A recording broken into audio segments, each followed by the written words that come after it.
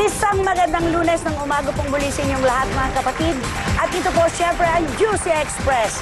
At magkakasama kami ni Icy Mendoza, DJ Mo Twister, at ang paborito ngayon ni Zoren Legaspi, Shalala!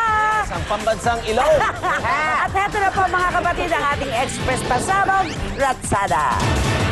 Express Pasabog Top 10. Umpisa pa lang daw yan. Christine Hermosa at Oyo Boy Soto. Maraming anak ang gusto.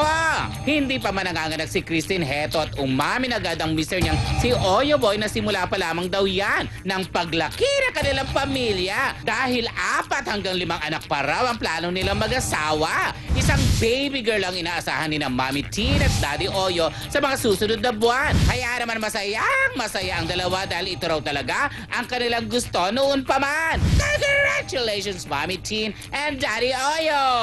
Express Pasabog Top 9.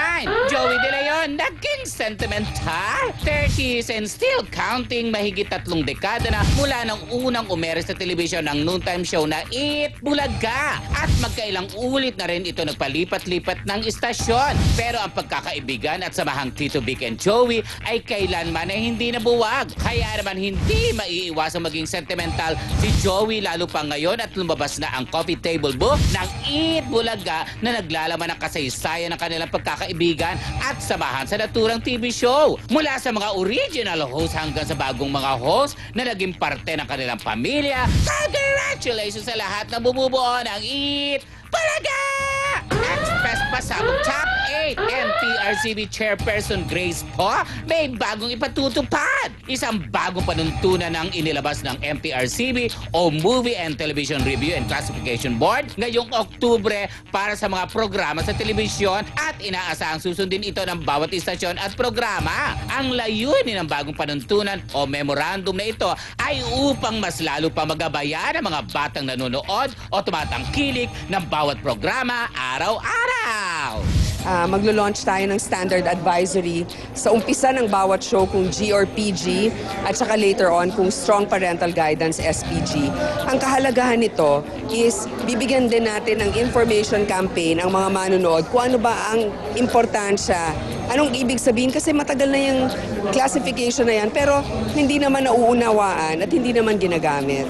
Express Pasabog Top 7. Kahit 200K ang singsing, Diana Meneses, tinanggihan si Direk Chibi San Pedro.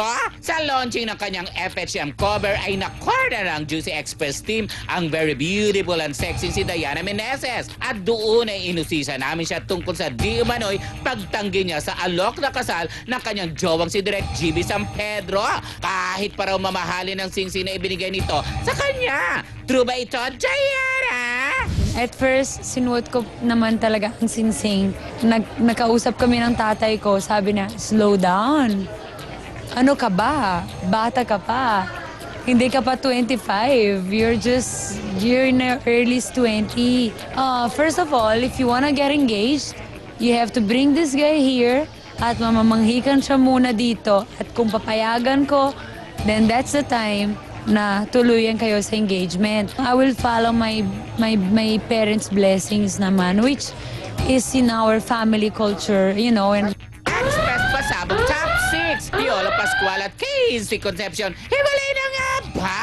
Matagal ang usap-usapan sa loob at labas ng showbiz ang di umano'y on the rocks na relationship ni Papa P at Casey pero paulit-ulit naman itong tinatanggi ng dalawa. Pero sabi nga nila kung walang usok, walang apoy. Kaya naman hindi nagpapigil pa ang inyong mga ka-freses na tanungin si Papa P tungkol dito. Papa P, hiwalay na nga ba kayo ng mega doubter?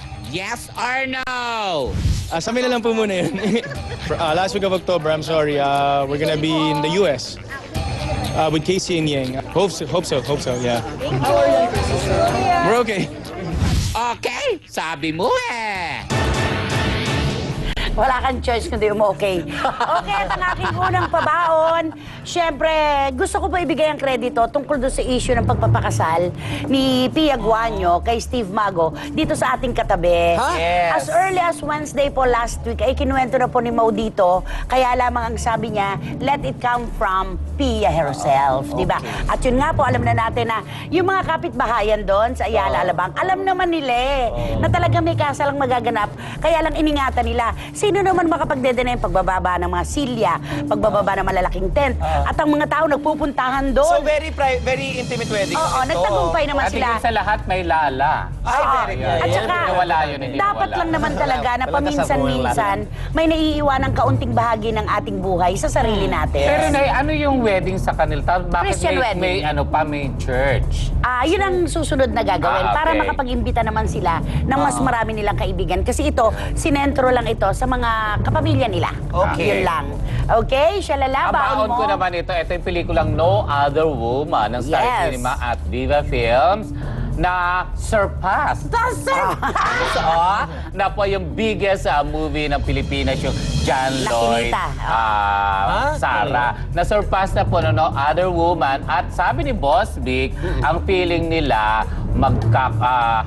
kukuha ito ng 250 Third week na ngayon, ano? Third week na Baka ngayon. daw mag 250 million. Kasi sa Oy, ano, talaga per ano, nalampasan na nga ang nag-tweet box si Miss office. Veronique Corpus, nag-tweet siya na 200 million in 2 weeks. So hindi na malayo. Oo, makakaya Sabi nga yun, nila, makakaya yun. 300,000. Pero sabi ni Boss Vic, hindi, wag natin, baka sa 250 million. At plus. napakaswerte talaga ni Derek Ramsey kasi siya yung nag-iisang lalaki Yes, dito di ba? oo. Dalawang babae, Christine at saka Ann. Yes. Pero pwede nating sabihin na ang kredito sa panig ng kalalakihan kay Derek talaga yon. At in fairness sa pelikula, ang dami-daming quotable quotes. Meron na ngayon Yes. umiikot, meron na spoof No Other Becky. Yes, Tapos may tama. nagdag pa ako kay Ann, yung kanyang album na Ambisyosa, Gold na. Oh, in Natupad fair- na ang kanyang pangarap. Bao naman ni Ice. Mga precious, pansin nyo ngayon is, wait lang, bago lahat, happy anniversary sa Artisa Salon. Congratulations, Sana. Mama Gia, happy anniversary. Ang baon ko is, pansinin nyo, apat na kami mga ka-freshness. Si Alex mo ngayon ay nagtitaping for Regal Shock. Ay kahapon, nagtape siya for Regal Shockers. Okay. Kasama si Edgar Allan Wow, Guzman. Kaya natupad abangan na ang tandem rin. nila. Matagal na natin Ay, yung pinupush. PS I Love You. Ngayon yung PS I Love You, nagtitape din siya. Busy. Okay. Sobrang balik sa busy schedule si Alex At ngayon. mawawalan ba naman ang baon? Si Mo Twister. Ito naman, simple lang. I-congratulate ko lang si Carla Abellana. Siya ay nanalo ng Best Performance of the Year sa Young Critics Circle for Funeraria. Yung episode ng Shake, Rattle, and Roll nung 2010 last year. Alam mo, So, yung Young maganda Critic yan. Circle, napakabusisi ng pinagdadaanan yan. Swerte mo pagka Siya nanalo nakasama rin ka siya for dyan. MMFF sa performance niya dun sa Shake, di ba? So Okay. congratulations, Carla Abellana. Alam mo, Okay. pero sa Express Pasabog Ratchada, yung last, yung Piolo Casey. Alam mo, may kaibigan ako na very, very close kay Casey. Sabi nga, hiwalay daw sila. Totoo daw yun. At saka pag tinanong ka, di ba kung hiwalay ka, yes or no lang naman, hindi Tsaka yung ba't walang oo. definidong sagot? Oo. Ano? Hindi. Amin na lang to. Walang Parang idagdag. ano ba naman yung sabihin natin na wala na talaga kung wala.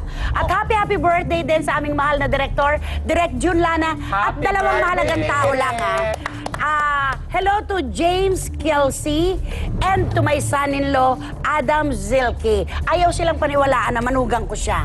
Asawa siya ng pamangkin kong si Dayan. Okay, blind item ni Icy Mendoza para kina LV Torres, Mamabing ni Garcia, Tita Hindi ulit Nursky,